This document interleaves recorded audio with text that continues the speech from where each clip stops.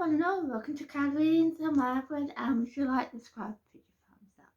I got a missing person called Kirstine. She went missing in 1998. Before I start this, it's going to be reading. But I'll tell you a bit about it before I start. So when I start doing the reading, I'll tell you. So if you don't want to watch it, it's okay. If you do, you can watch it. It's just about helping people and getting the word out that she needs someone. Yeah, people need to find her. Yeah. And I got information on her, but not a lot. I have got a lot on her, but I haven't got it all here. So I've got a website, and I thought you guys can look this up if you want, because there's so much involved with this. It's a lot of he and she say too with it. So this is what I've been heard on October the 24th of 1998. Kirsty went missing about, we're not quite sure what time, but what happened that she went to her housemate and said her she was 5 months pregnant. Her partner, the father of her child, was outside waiting for her. They meant to go to a supermarket or a shop. I'm not quite sure. There's 2 bits to it. So they went to it, I've been told. And afterwards, he dropped her off in the street somewhere, saying, she said to him, drop me off here, I'm going to the health store. And I'll be right walking home. So that's what I heard, that's what happened. A lady from the laundromat saw her and someone else. I can't remember who the other person was, but the other person was at 3 to 4, and the laundromat person was about 7 o'clock at night. So it's very different. Because Ruby, that's the father of the child name. And it's not his name. It's just too hard for me to say. It's too hard for me to say. But it's on this website, so you can look at the website. And he meant to pick her up at 12 o'clock at her apartment. Yeah, 12:30. Sorry. So yeah. So that's what happened, and ever since then, no one's seen them both. They haven't seen them both. The police do think it's foul play, but there is a bit of a story behind this. Now, what I'll share with her. Ruby, the father of the child, she's 5 months pregnant. He was brought up quite a religion person, so you know that whole no sex for marriage, or you have to marry the person you made them pregnant, that kind of stuff. It's a religion. I can't remember what culture it is. Religion it was, but it was a religion behind it. But when Kirsty was going out with Ruby, he didn't tell her that he had a wife. She found out later on when she rang up his house, and his wife must have picked up the phone saying, you know, where Ruby is and some hard food, or that she found out that she was Ruby's wife, right? But before that, he was her teacher. She was studying some kind of thing related to law. And I don't know if it was a lawyer job, course or what, but she was studying something related to law, where she wanted to get into this area. She's quite good at it. Her big goal was to work in that area, help people with law. So she was really good at it. And the notes wasn't related to money, because she had money, but not that much money, but enough for her to live off. And yeah, because she was working at a restaurant, I think it was, and renting out rooms. She had 2 floors in one person's apartment. This is in America, and I'm here in Australia, so we have different buildings. 2 floors there, and she was renting out all the rooms, all but one she was in. So she was quite good at it. She knew what she wanted. She wanted to keep the baby. And it was and when the father was too married, she wanted to keep the baby. And it almost like it sounded like they had two different opinions, where he wanted to get rid of the baby at the start, and she wanted to keep it. At the end, what I heard that he went to her apartment, talked to her about his wife, and he said his wife doesn't want anything to do with him. So, and he wants to get more involved with the child. I don't know if they wanted to get together or not, but I know he wanted to get more involved with the child. At the start, Kirsty didn't mind either way, that if he was involved with the child or not, it was up to him, she said. So that's pretty much what happened. And yeah, it's quite an interesting story. So what I'll show you the picture again. This is her, and it happened, like I said, in 1998. So I would call it a cold case, because it was that long ago. Yeah, and she has red hair, blue eyes, 5'8".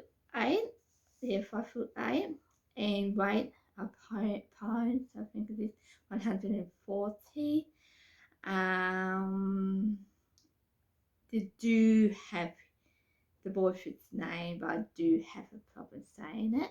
So what I'll do, I'll put it down for you, and I'll put down this website that you got. There's a whole heap of information related to this case. I'm assuming I would kind of miss that on a whole heap of stuff related to this, okay? Because it is a lot of information. The lady at the laundromat described that she might have saw Kirsty, but she's not sure. But she changed her mind in 2010, because she said, but she didn't wear the same tops and that, so who knows. But there's theory behind this, and I thought I want to share this with you. This few thoughts, and I thought, just in case someone's watching this and know the case quite well.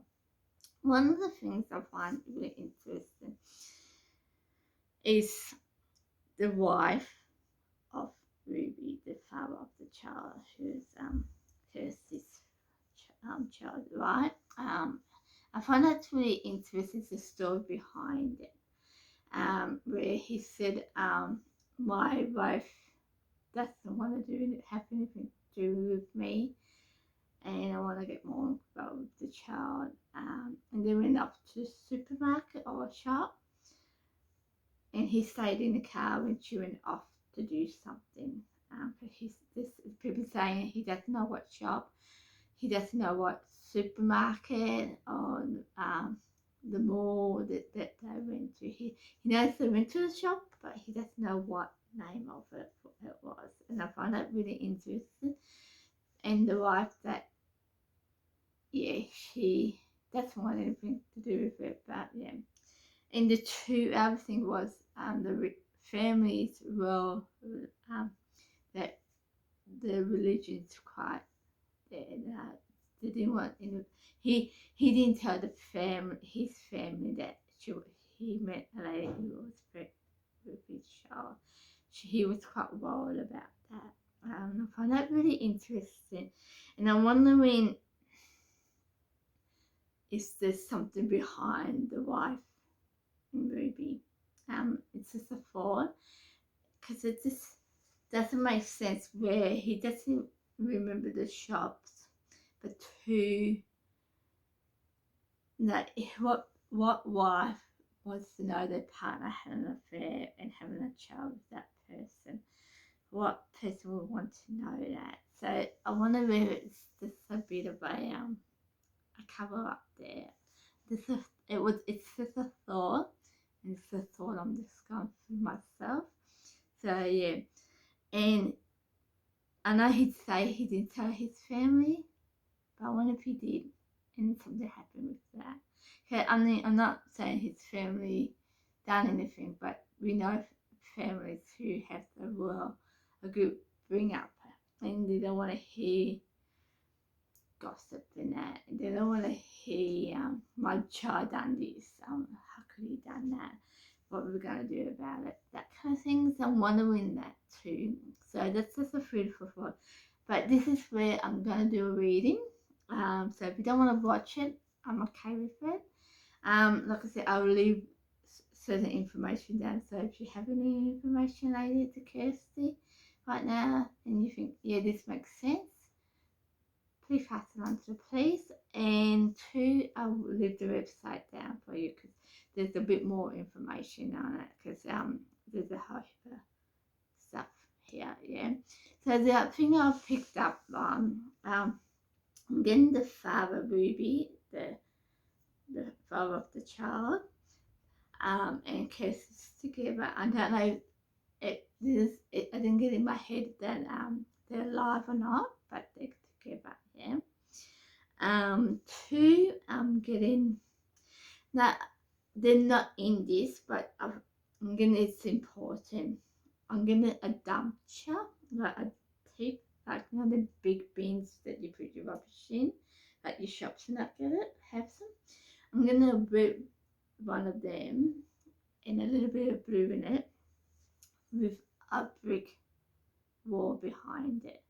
Now I'm getting it's a building of some type. I don't know if it's like a shop or a house or what, but this is like 15 blocks away from her apartment, Kirsty's apartment.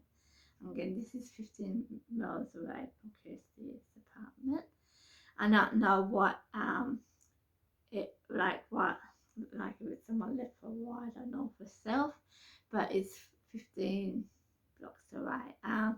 And I actually wondering if this is something the police will know already, because I'm getting this is at night, and because this is 22 years ago, if they probably picked this up already, so it's maybe something that the police needs to hear. I don't know, but I just feel like it's something that he needs, that's important. And with the dumpster, I'm getting a knife and a gun. Now I don't know if they're in there or not, but I'm getting a knife and gun with the dumpster. And this is at night for something. I'm getting it at night. So yeah. And I'm getting the parents, like his parents, like Ruby's parents, is not involved with her disappearance or where he is. But they know something about it. Like they know something about it, but they're not involved. That's what I'm getting.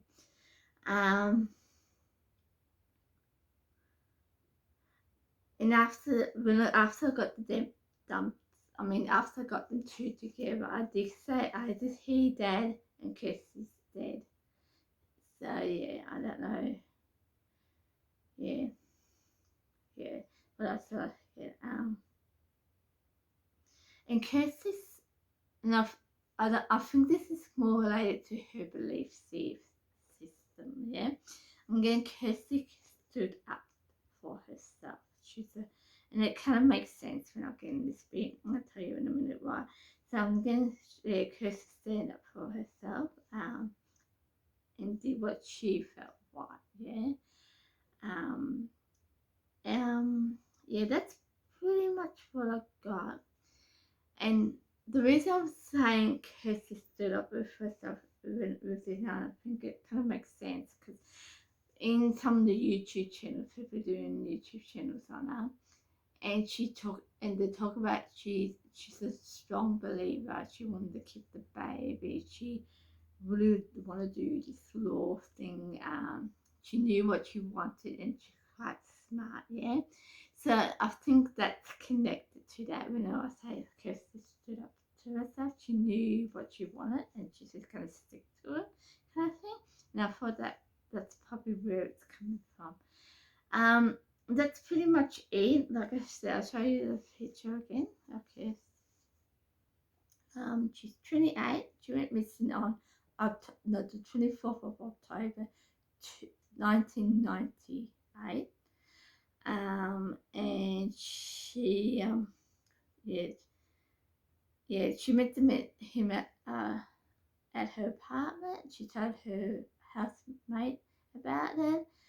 She didn't see him, but she told him about her housemate about it. And this was about 12:30 in the afternoon, and about 3 o'clock, I shopped. That's it, and so 3 to 4, someone saw her, and later that afternoon, someone from an owner at the laundromat saw her, where she thinks she saw her. And that was the last 2 sightings so far. So no one knows what happened to her. People do think it's foul play. It sounds like foul play to me, and I know I said the parents don't know anything about it, but one of his parents knew more in what they say. Yeah, I feel like with the whole Ruby and his family, there's a bit of lies around. There's quite a few lies around it. It's just a feeling I'm getting. I don't know if you can call it a psychic thing or not, but I do feel like there's a bit of lies going around there. And I know that I said they weren't involved, but I feel like they might be involved with it. And I know it's a quite contradiction of myself saying it, but that's how I work sometimes. Sometimes what I think and what my psychic side of me say is two different things sometimes. Just who I am. But that's pretty much it. So if you have any information on that, and I know it's like happened 22 years ago, but you never know, something might click and say, yep, this makes sense. Pass it on to the police. Yeah, it's useful.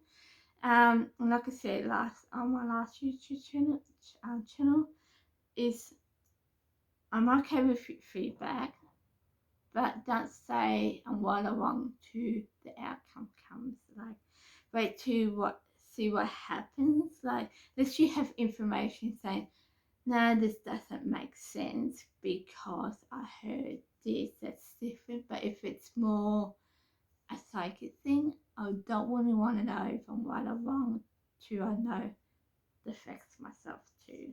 I like to know what happened too. So don't say anything till you hear the whole story of it.